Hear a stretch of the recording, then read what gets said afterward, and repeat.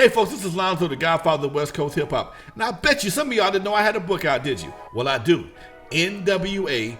Not Without Alonzo, available on Amazon.com, $14.95. But also, there is a comic book, limited edition comic book, Hip Hop Family Tree, featuring yours truly, Lonzo in the middle, Dr. Dre, and Yella. Limited edition, only available on my website, LonzoWilliams.com. Now, if you want both books, the Hip Hop Family Tree and N.W.A., both of them $30. Go to my website, LonzoWilliams.com. In the comments, put your name and what you want me to say. I'll autograph and make sure it gets to your house right away. Both books, $30, autograph, LonzoWilliams.com. And if you're like me, you don't have time to sit down and read like I'd like to, but I love audiobooks. That's why I put my book, N.W.A. Not Without Alonzo, on audio. That's right, but it's available only on CD Baby. Why? Because I set every track, every story to music. So as you ride down the street, listening to the stories of West Coast hip hop, you got some fresh new tracks to bob your head to. Available only on CD Baby, N.W.A. Not Without Alonzo. Check it out, folks. Give you something to ride to. Peace. I do this show for a reason.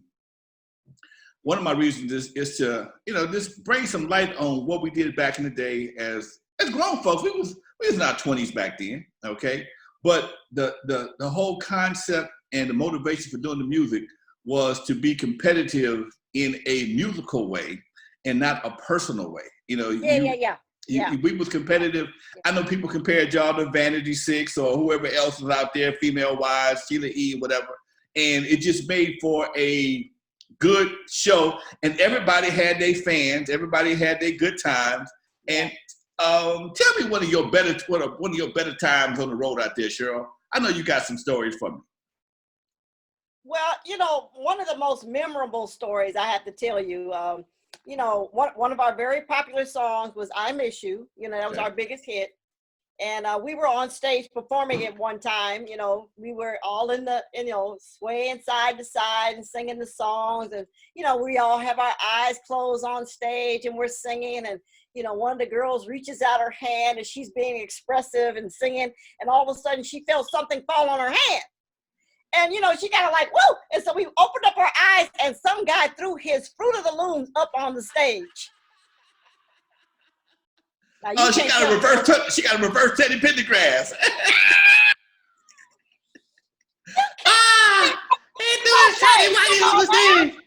Wow. That had to be. Did y'all finish the show? Because I know I fell out laughing. We died laughing. I fell out laughing. It would have been no more singing after that right there. Then he bought a 3-pack because he had to show us it was brand new. Okay. So he threw the other two up there. Okay. Woo, okay. That's a good one though. That's a good one. Yeah. He planned that one. Yeah. He planned that one. Okay, that's a good one. I like that one. But again, I'd rather get a pair of fresh panties than somebody shoot at my ass. Okay, give me a fresh pair of drawers. Okay, give me a fresh pair of drawers, and I'm good to go. Okay. I know. I at one point I stopped performing because it stopped being fun for me, and I'd perform with everybody. They had us out there with N.W.A, Ice-T, Just Ice, all these gangster rappers. And before gangster rap became the focus of the radio and entertainment, we would just have fun on the road. No bodyguards. Had a couple of we had a couple of roadies, and sometimes they would double as bodyguards if the girls we got too many girls around us. But for the most part, we never had issues as World Class Wrecking Crew. And it wasn't until we started going out with the other groups till people started testing their gangster, and we started getting caught up in their madness, and it just started being fun. I said, I'd rather wait this stuff. Okay. I waited out. Wow. I waited out. Wow. So what else going on with you these days? Are you in the studio? Anything like that, or what? Well, we actually have a couple of singles out. One of them is called Love Me. It's kind of a, sultry kind of thing, kind of not fast, not slow, but, it definitely tells a story about, wanting to be in love and have a career at the same time. Ah, interesting. And then we have a song called For Woman, the number 4 and the word woman, and it's a women's empowerment song.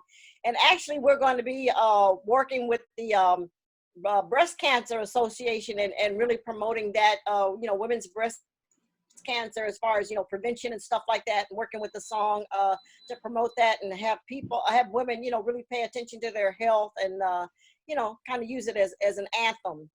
Okay, fantastic. Yeah.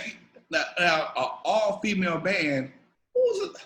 Has that been another one since you ladies? Nope. Klymaxx is still, as of today, Klymaxx still is the only all-female, R&B funk band that has charted on Billboard, magazine. Now, you know what? You would think by now somebody would have. Oh, it's about time for a new one.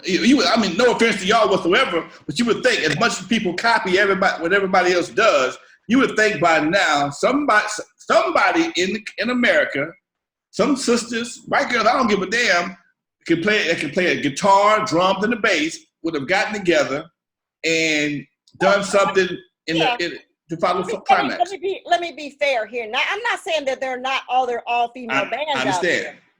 But as far as having made the same kind of recording impact, Klymaxx is the only one. But I mean, we've run into a couple of all-female bands playing out, in the festival circuit. So I mean, it's not like they're not trying. And I'm going to be honest, to have a lot of women in a close organization like a band, sometimes it's very challenging. I mean, just like having a family of all sisters is always challenging, I can imagine. So I mean, and the music business, Lonzo, it's challenging by itself.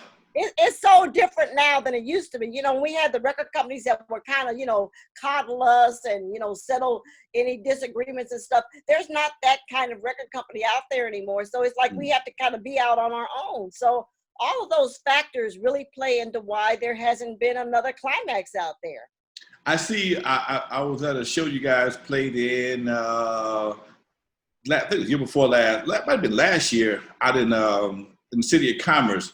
I see you got some new players and you got some new hot players. Everybody's dynamite. I'm like, okay, this is not bad at all. And it's just amazing that you were able to.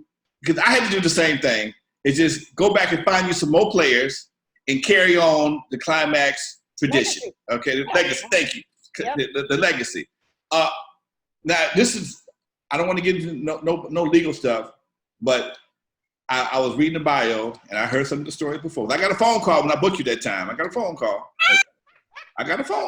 Okay. But you handled your business, and that's why you're in the position that you're in, because you handled your business and got the proper paperwork for the name or whatever. One of the things I try to stress with my audience is handle your business. Handle your business. Take care of your business, and your business will take care of you.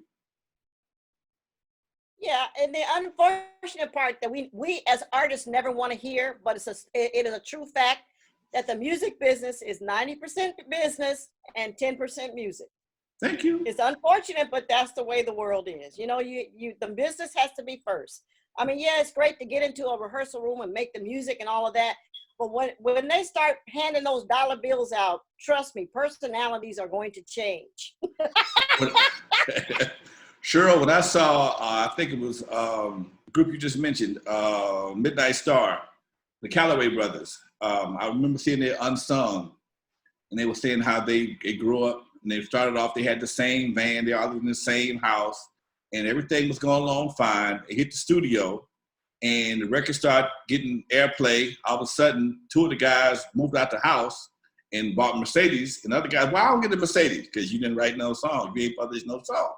And that right there, you when it comes to the studio, that is the factory. That's where the magic is made. That's where the money is solidified at. If you don't not a part of that situation, you're a bid player. Okay, you're a musician as opposed to a writer or a publisher, and a lot of people don't understand that. Yeah. Could you speak on that a little bit for me? Well, yeah. I mean, the unfortunate part is the younger artists or the new artists or the just starting out, or they don't have to be younger. I mean, nowadays you can be any age and get started.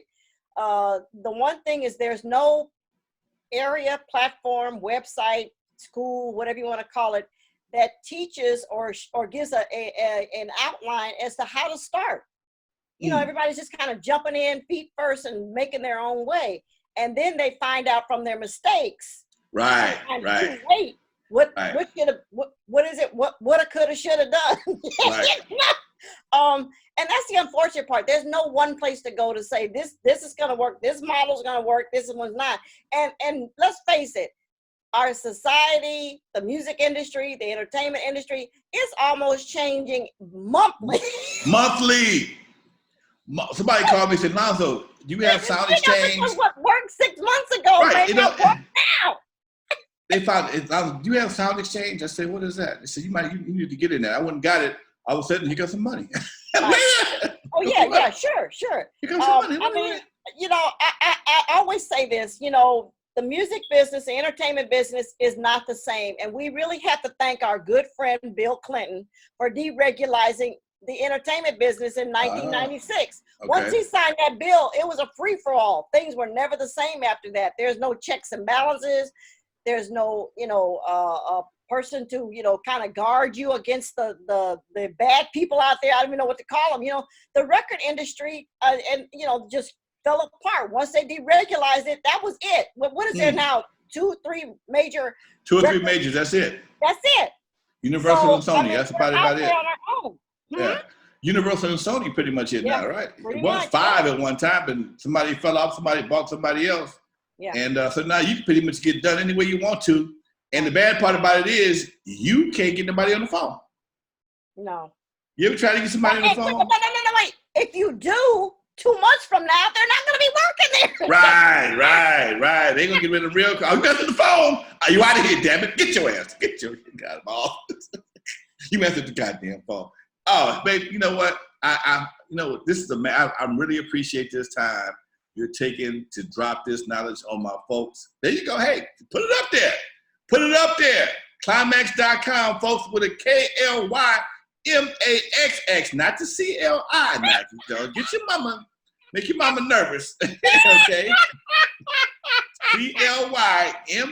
Klymaxx.com, folks. Check out my girl Cheryl. Thank you. Yes, that's how we do it, baby. That's how we do it. Yeah. Look, Cheryl, thank you very much. I'm not going to take much of your time. I see you got your guitar there. It looked like it needs to be strummed or something. So I'm going to let you do your thing, darling. Stay corona-free. Oh, yeah. Okay? And thank you for the interview. Much love to you. Y'all good. Klymaxx.com, folks. Also. Thank you. All right. Lonzo, the Godfather of West Coast hip-hop, live with my girl Cheryl Cooley from Klymaxx. Peace, darling.